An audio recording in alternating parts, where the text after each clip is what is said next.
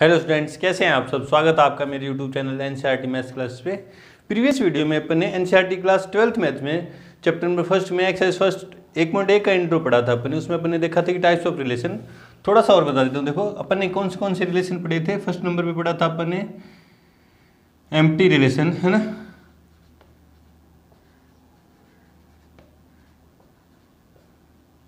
रिक्त संबंध। इसमें अपन ने क्या देखा कि सेट, मान लो कोई रिलेशन है जो सेट ए से ए में डिफाइन है, ए से ए में डिफाइन है, तो अपन ने क्या कहा था कि एम्प्टी रिलेशन क्या कहता है कि सेट ए का कोई भी एलिमेंट सेट ए के किसी भी एलिमेंट से संबंधित न हो, वो एम्प्टी रिलेशन था। फिर नंबर 2 पढ़ा था यूनिवर्सल रिलेशन।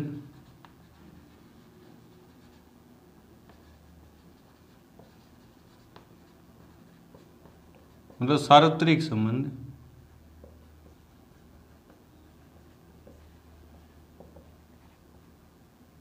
इसमें अपन ने क्या देखा था कि A comma B belongs to ए है, तो क्या देखा था कि आर इक्वल्स टू क्या था, ए कोमा बी एलिमेंट आएंगे for all A comma B belongs to R. मतलब सेट ए का हर एलिमेंट सेट ए के सारे एलिमेंट से संबंधित हो, तो अपन ने क्या कहा था कि वो यूनिवर्सल रिलेशन है।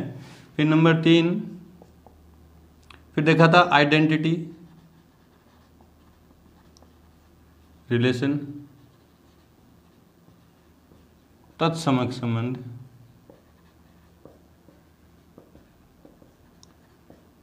इसमें क्या था कि सेट ए के एलिमेंट सेट ए के सिर्फ और सिर्फ खुद से ही संबंधित हो, ठीक है। कि if A belongs to A and A related only A, कि सेट ए का कोई एलिमेंट है, ए है, वो सिर्फ और सिर्फ क्या हो, खुद से ही रिलेटेड हो, तो क्या था, आइडेंटिटी रिलेशन। फिर पढ़े थे अपन ने 3 इंपॉर्टेंट रिलेशन। रिफ्लेक्सिव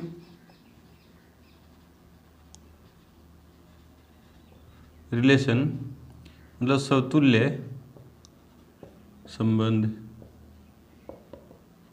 ठीक है। उसमें अपन ने क्या देखा था कि इफ ए बिलोंग्स टू ए, तो रिलेशन में क्या आएगा कि ओ सारे ए बिलोंग्स टू क्या होने चाहिए, ए के फॉर्म में होंगे for all A belongs to A. बोले सर फिर इसमें और इसमें क्या अंतर था। अपन ने अंतर भी देखा था कि इसमें तो जो ए है सिर्फ और सिर्फ ए से रिलेटेड हो, अन्य किसी से रिलेटेड नहीं होना चाहिए। इसमें ए से तो सारे एलिमेंट खुद से तो रिलेटेड होंगे ही होंगे, उसके अलावा किसी अन्य से भी हो सकते हैं। फिर था सिमेट्रिक रिलेशन, सममित संबंध।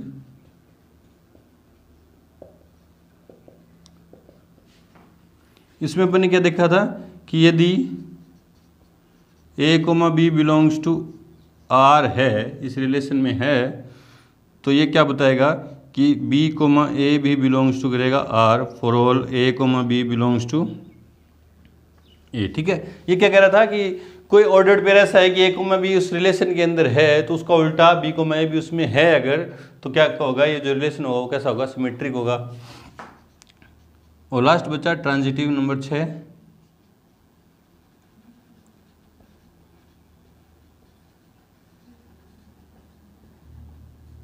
मतलब संक्रामक संबंध।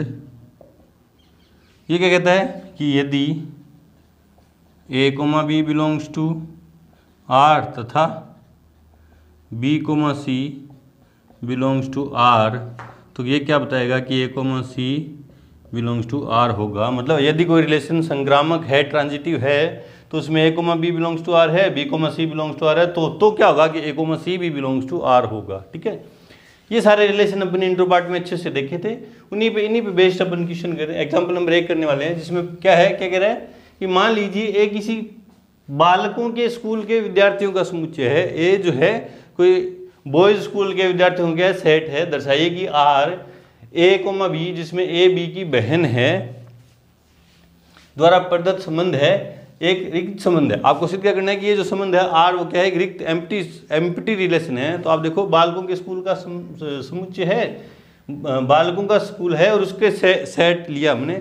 बालकों के स्कूल में से जितने विद्यार्थी होंगे अपन एक समुच्चय बनाएंगे, उसमें सारे बालक होंगे, तो कोई किसी की बहन होगा ही नहीं। वही देखो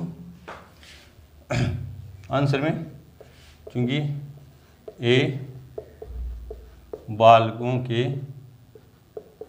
स्कूल के सभी विद्यार्थियों का समुच्चय है, इसलिए R A comma B such that A B की बहन है द्वारा प्रदत्त संबंध, द्वारा दिया गया संबंध एक रिक्त संबंध होगा,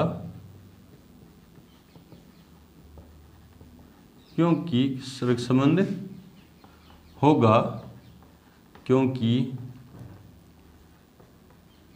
बालकों के स्कूल में कोई भी विद्यार्थी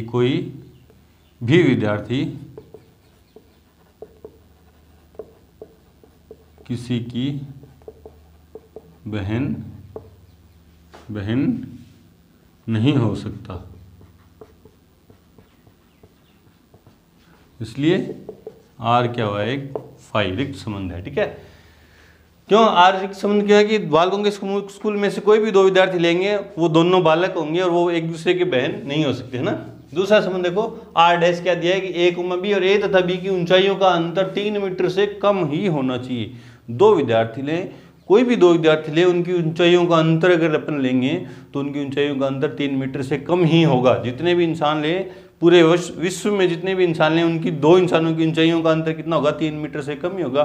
तो सारे विद्यार्थी आ जाएंगे, है ना। इसमें वह आर डैश इक्वल्स टू क्या दिया, पहले लिखो ए कोमा बी सच दैट ए तथा बी की ऊंचाइयों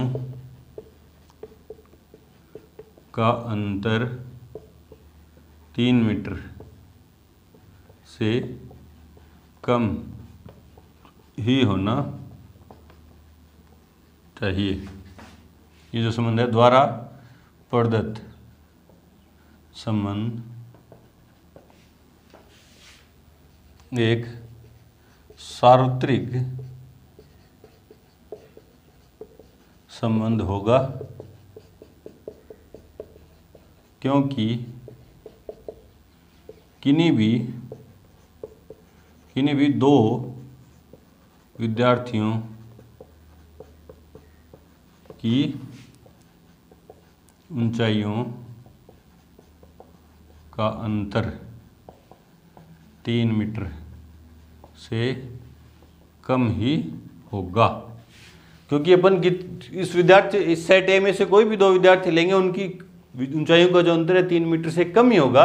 तो मतलब कोई से भी दो विद्यार्थी लेंगे, सबके लिए रिलेशन क्या है, 2 है। इसलिए सार्वत्रिक संबंध है, तो आर डैश जो है सबसेट है और इक्वल्स है, आर डैश जो है इक्वल हो गया, क्या हो गया, ए क्रॉस ए। तो ये क्या हो गया, एक सार्वत्रिक संबंध हो गया। ठीक है, इस तरह से अपन, ये तो सिंपल क्वेश्चन था, आपकी बस नॉलेज चेक करा था। अपने जो मेन जो रिलेशन है, बात चलेगी वो किस पे चलेगी, समतुल्य, सममित और ट्रांजिटिव पे, मतलब रिफ्लेक्सिव, सिमेट्रिक और ट्रांजिटिव। अब जब ये तीनों रिलेशन, कोई रिलेशन रिफ्लेक्सिव भी है, सिमेट्रिक भी है और ट्रांजिटिव है, तो अपन उसको क्या बोलते हैं, इक्विवेलेंस रिलेशन।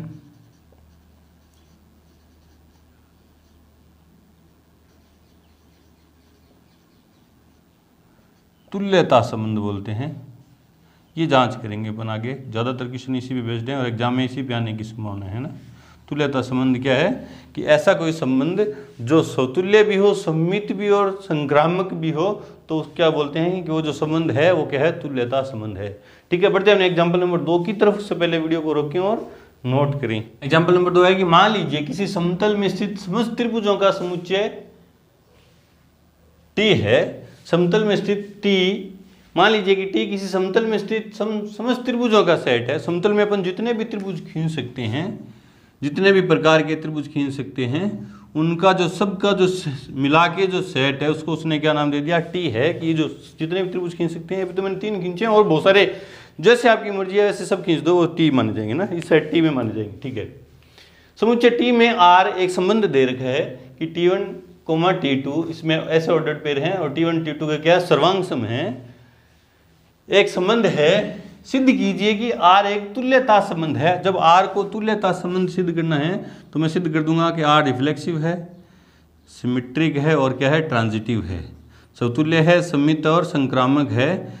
अगर तीनों हो जाएगा, अगर ये R, तो ये क्या हो जाएगा, R तुल्यता संबंध हो जाएगा। पहली बात तो ये, ठीक है। दूसरी बात, ये जो पीछे जितने भी अभी तक अपने एग्जाम्पल समझे थे वो सारे के सारे रोस्टर फॉर्म में थे ना, और एक सेट दे रखा था और उस सेट में से मैं देख रहा कि इस एलिमेंट का डबलेट है, 2 का भी डबलेट है, 3 का भी डबलेट है, तो रिफ्लेक्सिव है ना। 1,2 किसी रिलेशन में है ऑर्डर्ड पेयर, उसका उल्टा 2,1 है, तो मैं बोल रहा था कि वो सिमेट्रिक है। एक का 2 के साथ, 2 का 3 के साथ रिलेशन है, तो 1 का 3 के साथ भी रिलेशन है, तो मैंने क्या बोल दिया, वो ट्रांजिटिव है। उस तरह के थे, रोस्टर फॉर्म में दे रखा था। अब अच्छा ऐसा कुछ नहीं है, देखो अब क्या है, देखो आपको रिलेशन दे रखा है ये, और ये सेट दे रखा है, ये दे रखा है ना कि समतल में सभी त्रिभुजों का समुच्चय वो सेट टी है। ठीक है, अब इसको मैं रोस्टर फॉर्म में तो लिख नहीं सकता है ना, तो अब कैसे करेंगे, प्रोसेस देखो क्या है ना। आंसर में पहले जो चीजें दे रखी है वो लिख दो आंसर में, चूंकि टी इक्वल्स टू क्या है, समतल में स्थित सभी त्रिभुजों का सेट। ठीक है, समुच्चय क्या है कि समतल में जितने भी त्रिभुज कह सकते हैं उनका जो सेट है वो क्या है, टी है। वह आर क्या है, T1, T2 such that T1, T2 क्या है, सर्वांग सम है। T1 T2 के क्या है, सर्वांग सम है, कॉन्ग्रुएंट है। T1 और T2 आपस में क्या है, कॉन्ग्रुएंट हैं। ठीक है, कि इस सेट टी में से कोई 2 ट्राइंगल लूं, T1 और T2, तो वो दोनों आपस में क्या होंगे, इस रिलेशन के अकॉर्डिंग क्या होंगे, वो दोनों कौन से होंगे, कैसे होंगे, सर्वांग सम कॉन्ग्रुएंट ट्राइंगल होंगे ना। अब पहले मैं रिफ्लेक्सिविटी चेक करता हूँ, इसकी समतुल्यता चेक कर रहा हूँ ना, रिफ्लेक्सिव। देखो प्रोसेस क्या रहेगा रिफ्लेक्सिव चेक करने के लिए, मैं मानूंगा जो भी सेट देखा है उसका एक एलिमेंट मानूंगा, तो मैंने माना T बिलोंग्स टू T। ये जो T है स्मॉल t, मैंने एक ट्राइंगल लिया इस सेट से, और वो किससे, इस T कैपिटल T मतलब समतल में स्थित सभी त्रिभुजों के समुच्चय में से एक ट्राइंगल ले लिया मैंने, है ना। फिर क्या करूंगा, इस T पे जो डेफिनेशन है फंक्शन की वो लगाऊंगा, है ना, कि अपन देखेंगे कि T1 T2 और आपको पता है कि रिफ्लेक्सिविटी समतुल्यता जांच करने के लिए मुझे एक एलिमेंट उसी का डबलेट चाहिए ना, T, T मिल जाएगा मेरे को। तो मैं चेक करूंगा कि क्या इस पे T पे ये परिभाषा लगा के देखूंगा कि क्या T के सर्वांग सम है क्या, तो आपको पता चल गया कोई भी त्रिभुज खुद के क्या होता है, सर्वांग सम होता है। कोई भी त्रिभुज है वो खुद के क्या होता है, सर्वांग सम। तो मैं लिखूंगा चूंकि T के सर्वांग सम है, परिभाषा लगा दी, देखो ये रही परिभाषा। T1 T2 2 ट्राइंगल थे, अभी एक ही ट्राइंगल, रिफ्लेक्सिविटी के लिए क्या ले रहे हैं, एक ही ट्राइंगल पे लगाना मुझे इस पे। तो मैंने क्या किया, खुद T जो है खुद के सर्वांग सम होता है। ये क्या बता रहा है कि T, T बिलोंग्स टू क्या है, R है, फॉर ऑल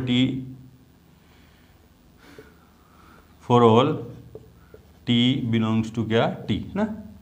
इसलिए संबंध R एक समतुल्य है, समतुल्य संबंध है। ठीक है, मैंने क्या किया, एक एलिमेंट माना इस सेट में से, उस पर परिभाषा लगाई जो रिलेशन की दे रखी है। 2 ट्राइंगल की जगह में एक ही, कि कोई भी ट्राइंगल खुद के सर्वांग सम होता है, आपको सबको पता होता है, यूँ सोचना है ना, ये आपकी सोचने की क्षमता आप काम करनी चाहिए ना। तो आपने देखा कि कोई भी ट्राइंगल खुद के सर्वांग सम होता है, खुद के होता है, तो जो ये जो पेयर है, ये जो ऑर्डर्ड पेयर है वो क्या है, इस रिलेशन के अंदर है, for all T belongs to T के लिए। तो सभी T के लिए है ऐसा ही, सभी त्रिभुज एक खुद के सर्वांग सम होंगे, तो ये क्या है, समतुल्य है। फिर सिमेट्रिक की बात करते हैं। असिमेट्रिक में मुझे क्या चेक करना है कि यदि A, B belongs to R है, तो मैं क्या सिद्ध कर दूं कि B, ए अगर बिलोंग्स टू आर है तो वो सिमेट्रिक हो जाता है। अभी मैं इसके दो एलिमेंट चाहिए, देखो दो एलिमेंट चाहिए ना, तो मैं इसके दो एलिमेंट ले रहा हूँ। माना T1, T2 बिलोंग्स टू क्या है T, तथा T1, T2 belongs to R है। ठीक है, दो चीजें मानी मैंने, दो तो एलिमेंट माने इस सेट के, और ये दिया होता है कि A comma B belongs to R होता है, तो मैंने मान लिया कि T1, T2 belongs to R है।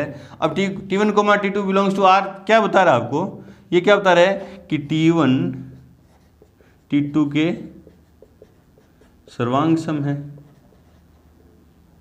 सर्वांग सम है। इसको मैं ऐसे भी लिख सकता हूं, T2 T1 के सर्वांग सम है, T1 के सर्वांग सम है। मतलब क्या है, T1 T2 के अगर कॉन्ग्रुएंट है तो T2 T1 के भी क्या होगा कॉन्ग्रुएंट। मान लो दो त्रिभुज हैं, देखो ये और ये इसके सर्वांग सम है तो ये इसके भी सर्वांग सम है, वही तो लिख रहा हूं मैं। T1 T2 के सर्वांग सम है, वो क्यों है, क्योंकि इस परिभाषा ने दिया मुझे, क्योंकि ये जो ऑर्डर्ड पेयर था इस रिलेशन में है, तो ये ऑर्डर्ड पेयर परिभाषा के अकॉर्डिंग क्या देगा कि T1 T2 के क्या है सर्वांग सम है। इसको मैं यूं भी लिख सकता हूं, T2 T1 के सर्वांग सम है। अब अगर ये है तो ये क्या कह रहा है कि T2, T1 बिलोंग्स टू क्या है R for all T1, T2 belongs to T। इसलिए R एक सममित संबंध है। ठीक है, दोबारा से चेक देख लो इसको एक बार। आप दो एलिमेंट मानोगे सेट जो दे रखा है उसमें से, और आप ये मानोगे कि T1, T2 belongs to R है, या A जो भी एलिमेंट मानो वो बिलोंग्स टू R है। क्यों, ये कहता है, ये सम्मित क्या कहता है, सिमेट्रिक सिद्ध करने के लिए ये तो दे रखा होता आपको और ये आप सिद्ध करते हो। तो आपने माना कि T1, T2 belongs to R है, और इस पे परिभाषा लगाई T1, T2 belongs to R है, तो वो क्या कहता है T1 T2 के सर्वांग सम है, वही लगाया मैंने, इससे ये लिखा T1 T2 के सर्वांग सम है।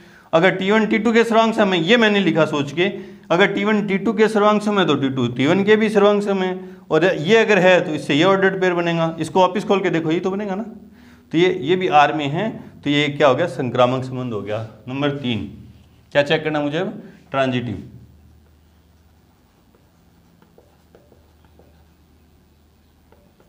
इसमें तीन एलिमेंट होते हैं, देखो ये होता है A, B belongs to R, व B, C belongs to R। तो आप क्या सिद्ध कर देते हो कि A, C belongs to R है, तो ये रिलेशन जो है ट्रांजिटिव हो जाता है। तो मैं तीन एलिमेंट चाहिए ABC के लिए, है ना, तो मैं मानता हूँ, माना T1, T2, T3 belongs to R, तथा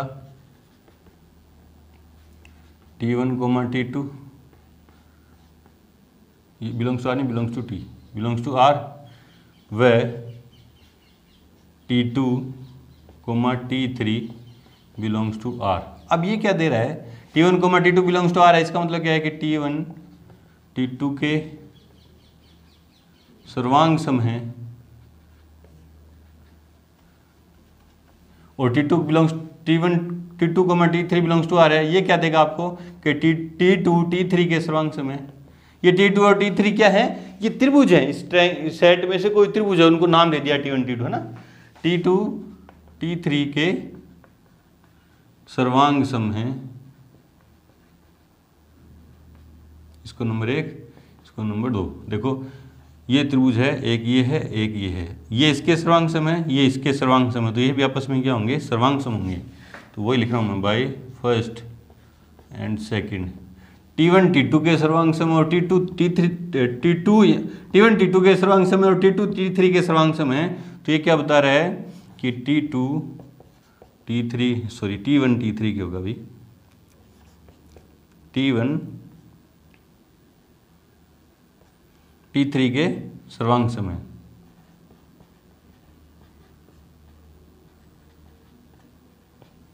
ये क्या बता रहा है कि T1, T3 belongs to R for all T1, T2, T3 belongs to T। इसलिए R संक्रामक है, इसलिए R एक तुल्यता संबंध है। तुल्यता संबंध करने के लिए मैं उसको क्या कर दूंगा, समतुल्य भी है, सममित भी है और संक्रामक भी है, तो क्या हो जाता है, एक तुल्यता संबंध हो जाता है। इस तरह से करेंगे अपन ये क्वेश्चन, है ना। बढ़ते हैं एग्जाम्पल नंबर 3 की तरफ। उससे पहले वीडियो को रोकें और नोट करें। एग्जाम्पल नंबर 3 देखो क्या है कि मान लीजिए L किसी समतल में स्थित समस्त रेखाओं का सेट है। समतल में जितनी भी मैं रेखाएं खींच सकता हूं, जितनी भी मैं रेखाएं खींच सकता हूं, कैसे भी करके, है ना, उन सब का जो सेट है वो क्या है, L है, ठीक है। तथा R एक रिलेशन दे रखा है कि दो रेखाएं ली L1, L2, उनपे जो ऑर्डर्ड पेयर बना उनमें दोनों में संबंध क्या है, ऑर्डर्ड पेयर वाली दोनों रेखाओं के बीच संबंध क्या है कि L1 L2 पर संबंध। जो दो रेखाएं लूंगा वो दोनों एक दूसरे पर क्या होंगी, लंब है। लंब मतलब 90 डिग्री के कोण पे है। एक रेखा ये ली मैंने और दूसरी रेखा मान लो ये ली, तो इन दोनों में ऐसी दो जितनी भी रेखाएं जो एक दूसरे पर लंबवत है वो इस रिलेशन R के अंतर्गत है, ठीक है। समुच्चय L पर परिभाषित एक संबंध है तो सिद्ध कीजिए कि R सममित है किंतु न तो समतुल्य है न संक्रामक है। आपसे पूछा गया, आपको पता ही चल गया कि R सममित तो है, न तो समतुल्य है और न संक्रामक है। ये क्वेश्चन पेपर में आएगा तो यूं पूछेगा, संबंध है क्या R एक तुल्यता संबंध है। आपसे यूं पूछेगा क्या R एक तुल्यता संबंध है या नहीं है। तो तुल्यता संबंध की जांच करने के लिए तुल्यता संबंध है या नहीं, तो आप क्या जांच करते हो कि समतुल्य, सममित और संक्रामक है, तो समतुल्यता संबंध है, नहीं तो नहीं है, ठीक है। तो पहले जो चीजें दे रखी हैं, जो जानकारी दे रखी है वो लिखते हैं। L क्या है, समतल में स्थित सभी रेखाओं का समुच्चय, ठीक है। और R क्या दे रखा है आपको, L1, L2 such that L1 L2 पर लंब है, ठीक है। अब मैं पहले रिफ्लेक्सिविटी, मैं क्या जांच कर रहा हूँ, समतुल्यता की जांच कर रहा हूँ कि जो संबंध है समतुल्य है या नहीं। इसका प्रोसेस मैंने पीछे वाला एग्जांपल में बताया था, दोबारा देता हूँ। एक एलिमेंट मान लेंगे इस सेट में से, तो मैं मान लेता हूँ, माना L बिलोंग्स टू क्या है, L, कैपिटल L जो है एक सेट में से कोई रेखा ले ली। अब जांच करने के लिए क्या देखेंगे, रफ कार्य में क्या लगाएंगे, L पर ये संबंध लगाऊंगा, जो क्या होगा L, L लूँ तो ये क्या देगा, ये संबंध, ये इस संबंध में मैंने ऑर्डर्ड पेयर में ये L रखा तो क्या देगा, L पर ही लंब है, L पर लंब है। समतुल्यता की जांच करने के लिए हमें ऐसे ऑर्डर, अगर समतुल्य संबंध कब होता है कि L में से जितने भी एलिमेंट लूँ वो खुद से रिलेटेड हो। तो मैंने करवा के देखा, रिलेटेड करवा के देखा रफ कॉपी में कि L को L रखा तो ये परिभाषा से क्या देगा कि L जो है L पर ही लंब है। कोई रेखा अब खुद पर ही लंब बता रहा है, रिलेशन क्या बता रहा है, खुद पर ही लंब है, तो लंब होती नहीं, आपको पता। अब आपकी जानकारी, आप सोचोगे कि कोई रेखा खुद पर लंब नहीं होती, वही लिखेंगे, है ना। चूंकि L लंब नहीं है किस पर, L पर, इसलिए लंब नहीं है। तो अब आपकी ये क्या बताएगा कि L, L does not belongs to R for all L belongs to L, इसलिए R समतुल्य नहीं है, ठीक है। फिर करते हैं सिमेट्रिक की जांच। सिमेट्रिक मतलब सममित की जांच करते हैं कि जो संबंध है सममित है या नहीं है। इसके लिए दो एलिमेंट मानने पड़ेंगे। पहले मान लें, माना L1, L2 बिलोंग्स टू क्या है, L, तथा L1, L2 बिलोंग्स टू है R। दो चीज़ें मानेंगे। सममित जब जांच करेंगे, सिमेट्रिक की जांच करेंगे तो क्या मानेंगे, दो एलिमेंट मानेंगे और उन दोनों पे संबंध मानेंगे कि L1, L2 belongs to R है। ये होता है सिमेट्रिक की जांच करने के लिए A, B belongs to R देता है वो, और मैं सिद्ध कर देता हूँ B, A belongs to R है, तो क्या हो जाएगा, ये संबंध सिमेट्रिक हो जाएगा ना।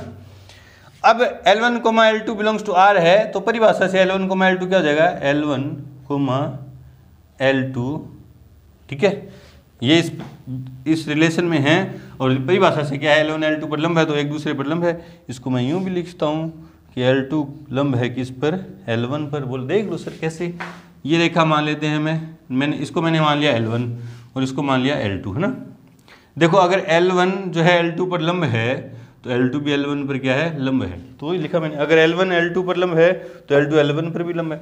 ये क्या बता रहा है फिर कि L2, L1 belongs to R। L1 L2 belongs to R माना था और L2 L1 belongs to R मैंने सिद्ध कर दिया, इसलिए R सममित है। अब ट्रांजिटिविटी चेक करेंगे। संक्रामक, इसमें 3 एलिमेंट बनेंगे, माना L1, L2, L3, जो सेट दे रखा उसमें मानेंगे बिलोंग्स टू L, तथा L1, L2 belongs to R व L2, L3 belongs to R। यही करते हैं अपन। A, B belongs to R है, B, C belongs to R है। तो अगर ये सिद्ध हो जाए कि A, C belongs to R है तो रिलेशन क्या हो जाएगा, ट्रांजिटिव। अब L1, L2 belongs to R, ये क्या दे रहा है आपको कि L1 लंब है किस पर, L2 पर, नंबर 1। और ये क्या दे रहा है कि L2 लंब है L3 पर, नंबर 2। अब देखो ये मान लेते हैं L1, ये एक रेखा है L1, इस पर लंब है L2, ये दूसरी रेखा होगी L2, ये इस पर लंब है, और L2 पर लंब है L3, ये रेखा होगी L3। ठीक है, L1 L2 पर लंब है और L2 L3 पर लंब है। तो अब देखो क्या L1 और L3 एक दूसरे पर लंब है क्या, तो आपने देखा ये दोनों तो क्या है, एक दूसरे के समांतर हैं। तो आप क्या बताओगे, इम्प्लाई L1 लंब नहीं है किस पर, L3 पर। ये डायग्राम बना के आप दिखा देना। इसलिए लंब नहीं है तो क्या लिखोगे, L1, L3 does not belongs to R, इसलिए R संक्रामक नहीं है। ठीक है, तो आपसे उसने ये पूछा था R एक सममित है किंतु न तो समतुल्य है न संक्रामक है, तो आपने बता दिया कि न तो समतुल्य है न संक्रामक है, सममित है। अगर वो यूँ पूछता ना क्या ये तुल्यता संबंध है क्या, तो आप यहीं रुक जाते।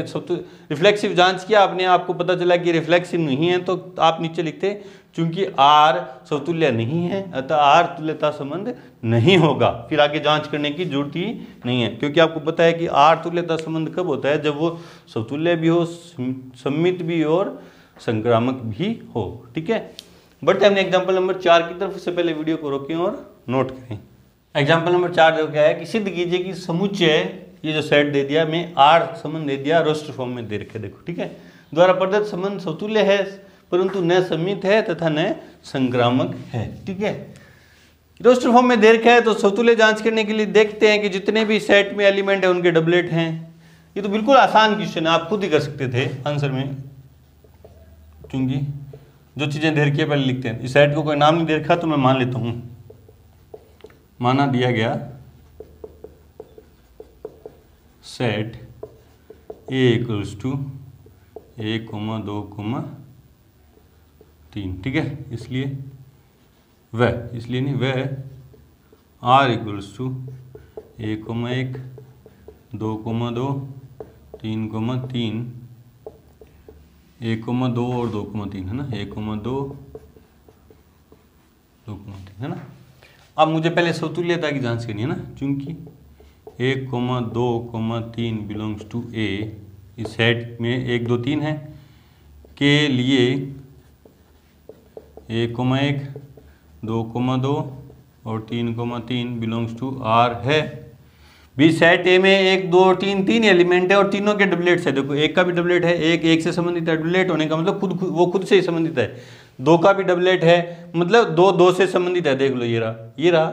और 3 का भी डबलेट 3 से संबंधित है। समतुल्यता में मुझे ये जांच करनी है कि सबके डबलेट्स है क्या, तो है सबके, तीनों के हैं, इसलिए R समतुल्य है। ठीक है, वह अब सममित जांच करने के लिए कि जितने भी ऑर्डर पेयर हैं उनके उल्टे मौजूद है क्या। देखो एक का उल्टा एक का उल्टा एक है, 2 का उल्टा 2 भी है, 3 का उल्टा 3 भी है, 1, 2 का उल्टा 2, 1 है क्या, तो आपने देखा नहीं है, तो वही लिख देंगे अपन। अब ये 1, 2 बिलोंग्स टू R के लिए 2, 1 does not belongs to R है, इसलिए R सममित नहीं।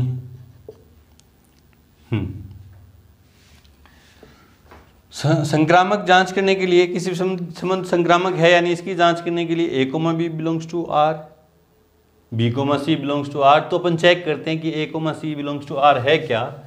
तो आपने देखा, देखो ए कोमा 1 है, फिर ए कोमा 2 है, तो ए कोमा 2 है, ठीक है। 2 कोमा 2 है, फिर 2 कोमा 3 है, A comma B, B comma C, A comma B है, बी कोमा सी भी है। तो क्या ए कोमा सी है क्या, 2 कोमा 3 है क्या, तो हाँ ये रहा, ठीक है, ठीक है। 3 कोमा 3 आगे है ही नहीं। 1 comma 2, A comma B, B comma C, तो क्या ए कोमा सी 1 कोमा 3 है ही नहीं, तो वही लिख देंगे अपन, है ना। चूंकि 1 कोमा 2 बिलोंग्स टू आर व 2 कोमा 3 बिलोंग्स टू आर के लिए A comma 3 does not belongs to R. 1 comma 2 belongs to R है, 2 कोमा 3 बिलोंग्स टू आर, तो 1 कोमा 3 आर में नहीं है, इसलिए आर संक्रामक नहीं है, ठीक है। ये बताना था मुझे, ठीक है। बढ़ते हमने एग्जाम्पल नंबर 5 की तरफ। उससे पहले वीडियो को रोकें और नोट करें। एग्जाम्पल नंबर 5 है कि सिद्ध कीजिए कि पूर्णांकों के समुच्चय Z में R जो संबंध दे रखा है द्वारा परिभाषित संबंध एक तुल्यता संबंध है। और R की डेफिनेशन क्या है कि R में ऐसे ऑर्डर्ड पेयर हैं जिनमें दोनों एलिमेंट में क्या संबंध है कि उन दोनों का अंतर 2 से विभाजित है, मतलब 2 जो है इन दोनों के अंतर को क्या करता है, विभाजित करता है ना। तुल्यता संबंध सिद्ध करना है तो वही तरीका मैं इसको रिफ्लेक्सिव सिद्ध करूंगा, सिमेट्रिक और ट्रांजिटिव। तो पहले जो चीजें दे रखी है वो लिखते हैं आंसर में। आंसर क्योंकि R जो है Z से Z में डिफाइन, उसने बोला है कि समुच्चय Z में है R, है ना, वह R equals to A comma B such that 2 संख्या 2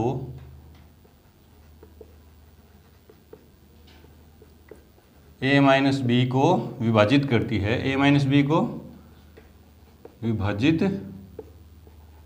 करती है, ठीक है। तो पहले मैं चेक करूंगा रिफ्लेक्सिव। मैंने माना A belongs to R, A belongs to Z. मैंने इस सेट जो भी सेट दे रखा है उसमें से एक एलिमेंट माना, उस पर मैं जो संबंध दे रखा है वो लगा के देखूंगा, है ना। तो मैंने देखा चूंकि a minus A equals to क्या है 0, संख्या 2 से विभाजित है। देखो मैंने कैसे कहा कि मैंने एक एलिमेंट लिया a, आपको पता है कि रिफ्लेक्सिव सिद्ध करने के लिए अपन जो भी सेट दे रखा है उसमें से एक एलिमेंट लेंगे।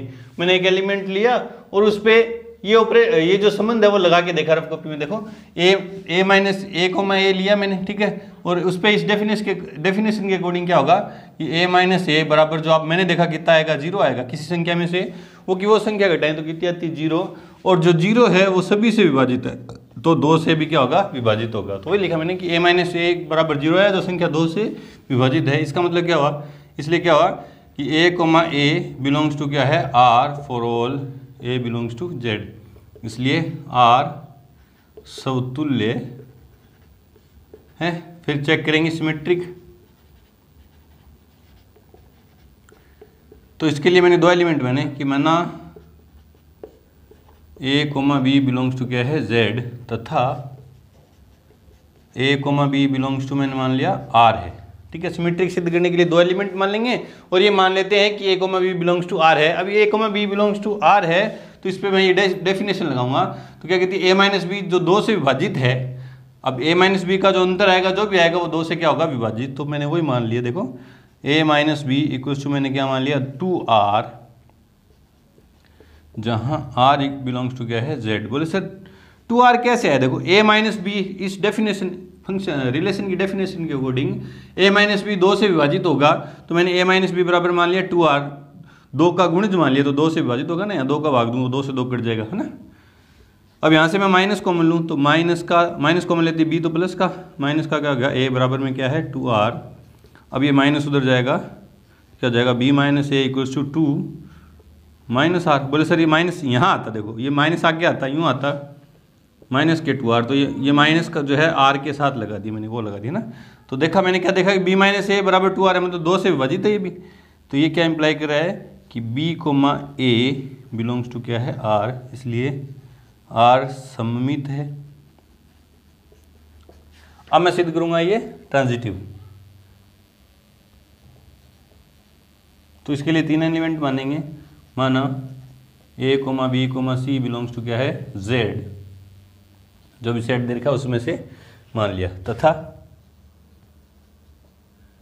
ए कोमा बी बिलोंग्स टू है आर, तो ये मुझे क्या देगा कि A minus B equals to 2p, जहाँ p बिलोंग्स टू क्या है z। तो देखो क्या है कि a कोमा बी मैंने r माना, उसी तरह जैसे ये यहाँ समझाया था a comma B belongs to r है, तो इन दोनों पे ऑपरेशन लगाया, a माइनस बी 2 से विभाजित होगा, तो मैंने मान लिया कि 2p है, 2 का गुणज है, जहाँ p कोई z में है ना, नंबर 1। वह b comma C belongs to है r, भी ट्रांजिटिव सिद्ध करने के लिए मैं क्या करता हूँ, a comma B comma C 3 element मानता हूँ। a comma B belongs to r है, उससे मैंने संबंध बना लिया। b comma C belongs to r है, उससे मैं संबंध, देखो क्या बनेगा, यहाँ बना रहा हूँ, देखो क्या बनेगा, b minus C equals to 2q, जहाँ q बिलोंग्स टू है z, ये नंबर 2 है ना। a comma B belongs to r है, उससे समीकरण नंबर 1 बन गई, और b comma C belongs to r है, उससे समीकरण नंबर 2 बन गई। मैंने क्या किया, बाय फर्स्ट प्लस सेकेंड, है ना, 1 और 2 को जोड़ दूं तो देखो क्या होगा, a minus B plus B minus C equals to, इसमें ये जोड़ दिया, इक्वल्स टू क्या होगा 2p plus 2q, 2p plus 2q, है ना। ये minus B plus B cut गया, तो क्या बचा, a माइनस सी, इधर से 2 कॉमन लिया तो क्या आया p प्लस q, ये भी 2 से विभाजित है, ये भी क्या आ रहा है 2 से विभाजित है। इसका मतलब क्या दे दिया कि a कोमा, देखो a माइनस सी का जो अंतर है वो कितना है 2, और ब्रैकेट में p प्लस क्यू क्या है, कोई पूर्णांक है, इन दोनों को जोड़ के 2 से गुणा करूंगा तो जो भी आंसर आएगा उसमें 2 का भाग जाएगा ना, तो यहाँ 2 का भाग जा रहा है, तो इसका मतलब क्या है कि a comma C belongs to क्या हो गया r, इसलिए r संक्रामक है, r समतुल्य भी है, सममित भी है, संक्रामक भी है, इसलिए r एक तुल्यता संबंध है, तुल्यता संबंध है। अब एक छोटा सा टॉपिक बच गया तुल्यता वर्ग का, है ना, उसकी मैं यहाँ पे डेफिनेशन लिख रहा हूँ पहले, फिर उसको डेफिनेशन को इसी एग्जांपल के थ्रू समझा दूंगा। पता चले कि डेफिनेशन लिखने में ही 10 मिनट चलेंगे, तो आप तब तक वीडियो को रोक के ये नोट करें, मैं तब तक डेफिनेशन लिख रहा हूँ, ठीक है।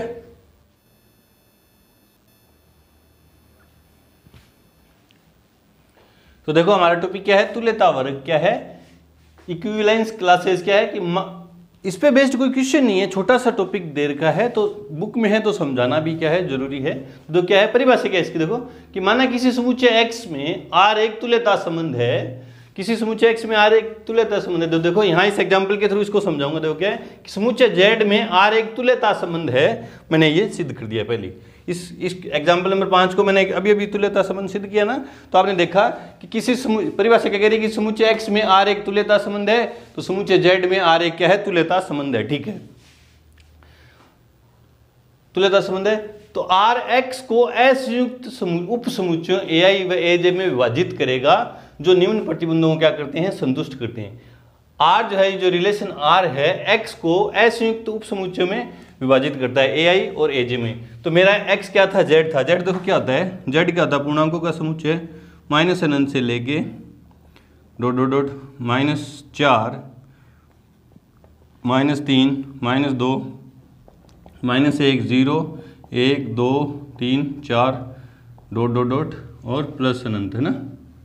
ये मेरा क्या है, सेट x है, जो z है ना, डेफिनेशन में x है, जो मेरे क्वेश्चन में क्या है z है। तो उसने क्या कहा, r जो है x को असंयुक्त उप समुच्चयों में विभाजित करता है।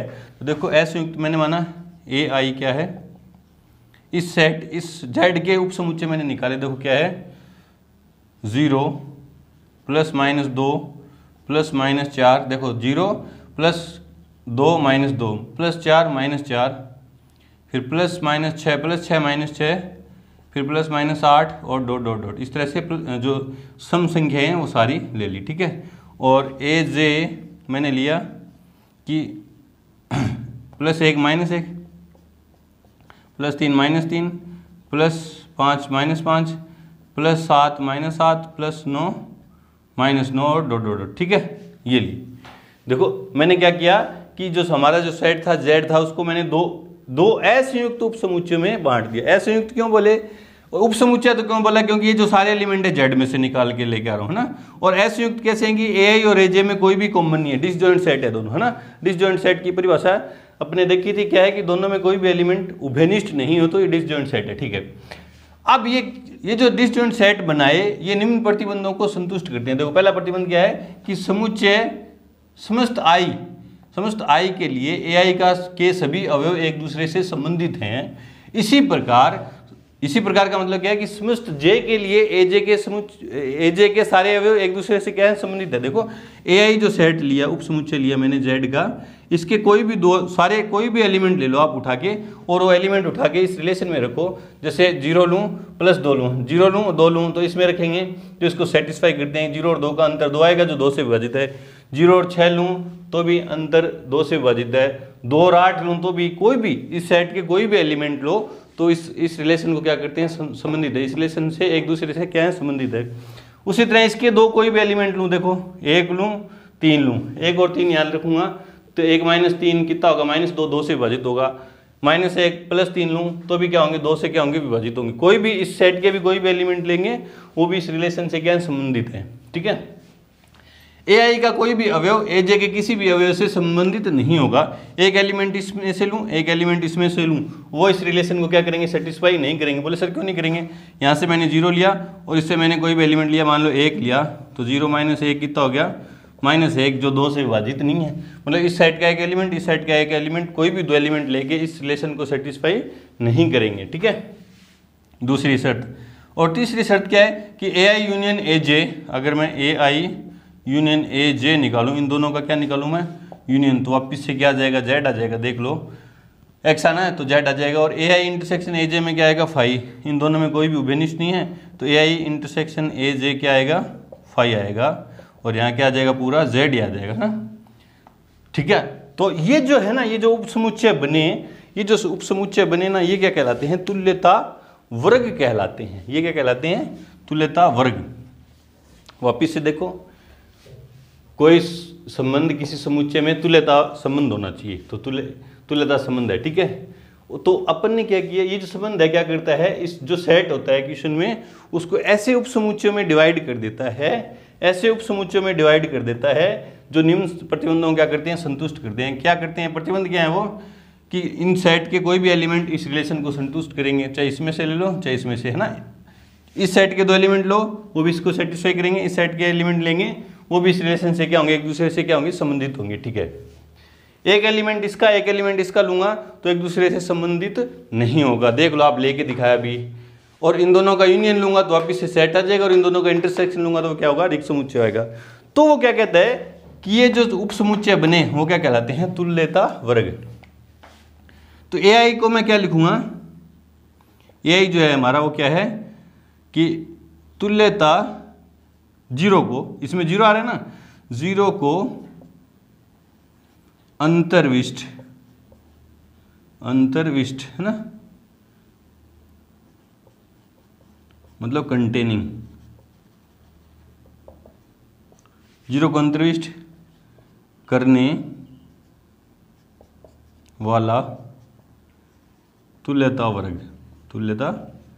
वर्ग। इसको लिखते कैसे हैं, नोटेशन क्या है इसकी, बॉक्स में 0, है ना। बोले सर 0 को क्यों लिखा, क्योंकि सबसे एलिमेंट इस जो उपसमुच्चय मैंने बनाया इसमें सबसे छोटा एलिमेंट क्या है, 0 है, इसीलिए लिखा कि 0 को अंतर्विष्ट करने वाला तुल्यता वर्ग। और जो इसको लिखेंगे इसे ब्रैकेट में 0 से। AJ क्या होगा, इसमें सबसे छोटा एलिमेंट क्या है, 1 है, तो क्या लिखूंगा, 1 को अंतर्विष्ट करने वाला तुल्यता वर्ग, और इसको किससे लिखूंगा, इस बॉक्स, ठीक है। ये है तुल्यता वर्ग।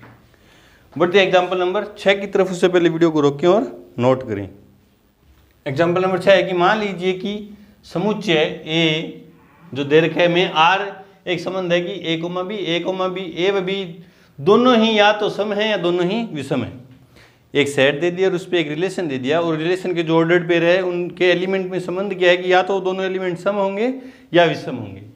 द्वारा परिभाषित एक संबंध है, तो सिद्ध कीजिए कि R एक तुल्यता संबंध है। पहले मुझे क्या सिद्ध करना है कि R एक क्या है, तुल्यता संबंध है। सिर्फ यहीं तक मैंने क्वेश्चन पढ़ा और मैं करता हूँ ना आंसर में। तुल्यता संबंध सिद्ध करने के लिए मैं क्या सिद्ध कर दूंगा कि रिफ्लेक्सिव है, सिमेट्रिक है और ट्रांजिटिव है, वही चेक कर रहा हूँ पहले। तो जो जो चीज़ें दे रखी है पहले लिखते हैं, चूंकि A इक्वल्स टू 1 2 3 4 5 6 7, ठीक है, व R equals to A comma B such that कैसे एलिमेंट A और B, A तथा B दोनों ही या तो सम है या विषम है, ठीक है। अब पहले मैं चेक कर रहा हूँ रिफ्लेक्सिव, तो मैं मान लेता हूँ, माना A बिलोंग्स टू A, कोई भी एलिमेंट इस A का, इस सेट A का कोई एलिमेंट मान लिया मैंने A, उस पर मैं संबंध लगाऊंगा, है ना, ये संबंध लगाऊंगा कि A कोमा A, है ना। अगर मैं विषम वाला A लिया, 1 3 5 में से A लिया, तो A कोमा A दोनों विषम हो जाएंगे, और सम वाला A लिया, सम A जो है सम हुआ, मतलब 2 4 6, तो A कोमा A दोनों क्या हो जाएंगे, सम। और वो क्या कह रहा है, A कोमा A और B दोनों या तो दोनों सम होंगे या विषम होंगे, है ना। तो क्या लिखा, इसलिए A कोमा A या तो यूँ लिख दो, या तो सम होंगे या विषम होंगे, ठीक है। इसलिए A comma A belongs to क्या हो गया, R, इसलिए R क्या है, समतुल्य है। अब करते हैं सिमेट्रिक, सममित की जांच करते हैं। तो इसके लिए दो एलिमेंट मैंने माना A comma B belongs to A तथा A comma B belongs to क्या है, R। दो बातें मानते हैं, दो एलिमेंट मानते हैं सेट में से, और ये मानते हैं कि A comma B belongs to R है। A comma B belongs to R है, तो ये बात आपको क्या बता रहा है कि A व B दोनों या तो सम हैं या विषम हैं। ये बात ये भी तो कह रहा है कि B व A दोनों या तो सम हैं या विषम है। इसका मतलब क्या हुआ कि B comma A belongs to क्या हो गया, R। इसलिए R मतलब ये जो संबंध है R क्या है, सममित है। अब करते हैं ट्रांजिटिव की जांच। इसके लिए 3 एलिमेंट मानते हैं, माना A comma B comma C belongs to R व A comma B belongs to R। पहले दो एलिमेंट जो है इनका जो ऑर्डर्ड पेयर है वो बिलोंग कर रहा है R से। तो ये बात क्या कह रहा है कि A व B, अब इस पे ये डेफिनेशन लगाऊंगा, इस ऑर्डर्ड पेयर R से बिलोंग कर रहा है और इस पे मैं डेफिनेशन लगाऊंगा, तो वो क्या कह रहा है कि A तथा B दोनों या तो सम है या विषम, दोनों सम है या विषम, तथा B comma C belongs to R। और ये क्या बता रहा है कि B व C दोनों सम हैं या विषम। अब देखो A और B दोनों सम हैं या विषम हैं, और B व C दोनों सम हैं या विषम। अब कई बार बच्चे पूछते हैं कि मान लो सर कि A और B तो दोनों सम हैं और B और C दोनों विषम हैं, तो A और C क्या हुआ, A तो सम हो गया और C क्या होगा, विषम हो गया। सोचो, कई बच्चे पूछते हैं ऐसे, और पूछना भी वाजिब है आपके अकॉर्डिंग कि A और B दोनों सम हैं या विषम है। तो आपने मान लिया कि ये तो हैं ऐसे 2,4, ये दोनों क्या हैं, सम। B व C दोनों सम हैं या विषम, और आपने माना कि A,3 ये विषम है। तो A और C तो क्या हुआ, एक सम हो गया और एक क्या हो गया, विषम हो गया। तो ये ट्रांजिटिव नहीं होगा। वापिस से देखो कि A और C R से बिलोंग कब करेंगे कि जब या तो दोनों सम होंगे या क्या होंगे, विषम। पर यहाँ इस एग्जाम्पल के अकॉर्डिंग ये दोनों सम थे, ये दोनों विषम है, तो A और C एक सम है और एक क्या है, विषम। तो A comma C does not belongs to R आ रहा है। तो आप एक बात देखो, ये इसका देखो निचोड़ देखो क्या है कि A व B दोनों या तो सम है या विषम है, ये दोनों या तो सम है या विषम है। B और C दोनों सम है या विषम है, इन दोनों में क्या है, B क्या है, उभयनिष्ठ है। B क्या है, उभयनिष्ठ है। अब ये दोनों सम हुए तो B सम है, बी क्या है सम, बी सम है तो ये दोनों भी क्या होंगे सम होंगे।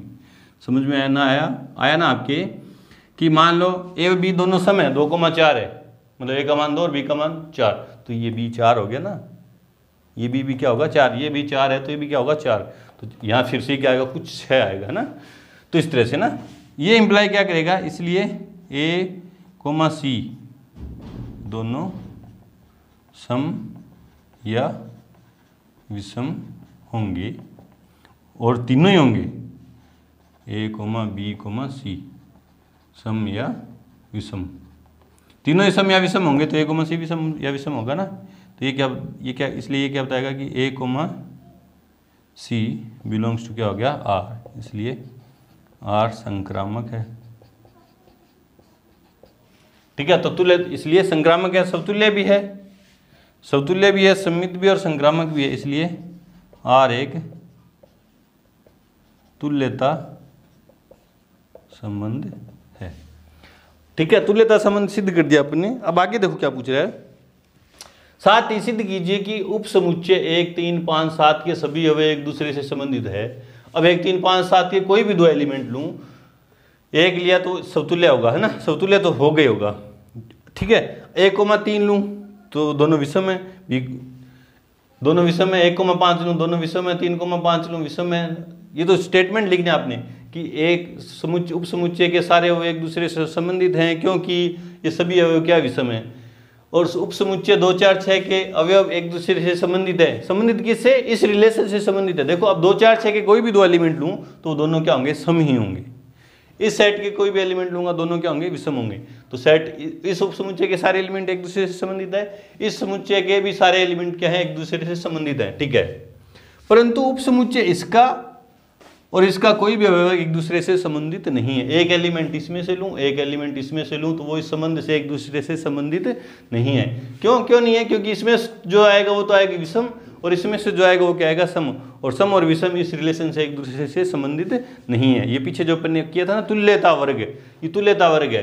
इस सेट ए के ये तुल्यता वर्ग है, एक तुल्यता वर्ग तो ये रहा, एक तुल्यता वर्ग ये रहा। इस सेट के सारे एलिमेंट और ए इन दोनों का मैं 1, 3, 5, 7 है ना यूनियन लूँ 2, 4, 6 के साथ तो वो आएगा सेट ए ही आ जाएगा, और इन दोनों का इंटरसेक्शन लूँगा तो क्या आ जाएगा 5।